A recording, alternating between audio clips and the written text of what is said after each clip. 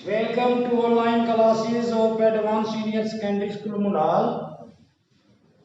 Class 10th SS history. SS में जो history का थर्ड लेसन भूमंडलीकरण विश्व का बनना पार्ट नंबर 4, पहले 3 पार्ट इसके मैं बता चुका हूं। आज पार्ट 4 में 5वां प्रश्न है, जो बड़े प्रश्न इंपोर्टेंट प्रश्न है वही करवा रहे हो हम, कॉपी के अंदर करने हैं आपने और उनको याद भी करना है।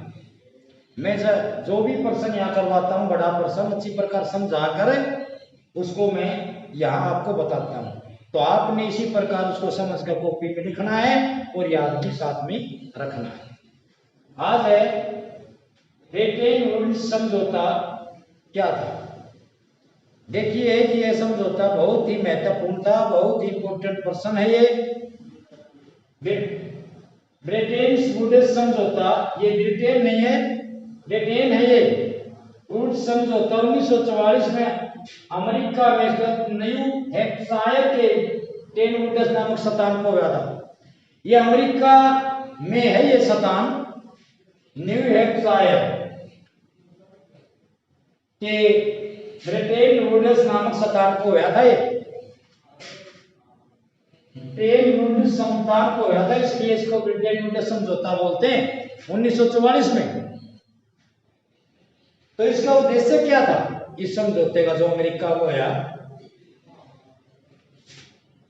औद्योगिक विश्व में जो ज्यादा उद्योग लगे हुए हैं उन देशों के अंदर ज्यादातर बात आर्थिक दर्जा पूर्ण रोजगार को बनाए रखना था। यह समझौता जहां उद्योग लगे हुए हैं उनके अंदर पूर्ण रोजगार को प्राप्त करना था, पहली बात तो यह है, या बनाए रखना था। इसके लिए राष्ट्रीय मुद्रा हो, इसके लिए क्या करना पड़ेगा? पूर्ण रोजगार को प्राप्त करवाने के लिए जो राष्ट्रीय मुद्राएं हैं और मौद्रिक व्यवस्थाएं हैं, जो राष्ट्रीय मुद्राओं और मौद्रिक व्यवस्थाएं हैं का अंतरराष्ट्रीयकरण करना पड़ेगा। अंतरराष्ट्रीयकरण का मतलब होता है सारे देश में चले वो जिसकी इन्होंने बंदोबस्त किया है, जिनकी व्यवस्था की है। ब्रिटेन वुड्स व्यवस्था निश्चित विनिमय दरों पर आधारित थी।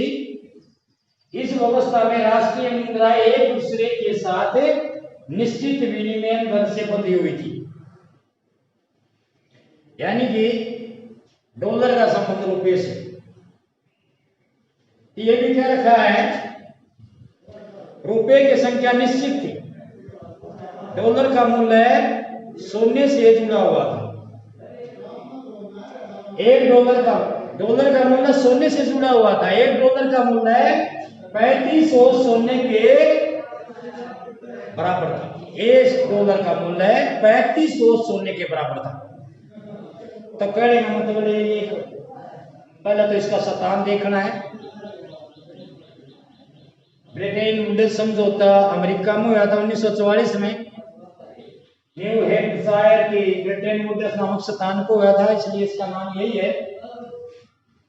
इसका उद्देश्य था औद्योगिक विश्व में आर्थिक स्थिरता पूर्ण रोजगार को बनाए रखना था। इसके लिए राष्ट्रीय जो मुद्राएं मौद्रिक व्यवस्थाएं हैं उनका अंतरराष्ट्रीयकरण करना था आम विश्व के सभी देशों के लिए। ब्रिटेन वुड्स व्यवस्था निश्चित विनिमय दरों पर आधारित थी।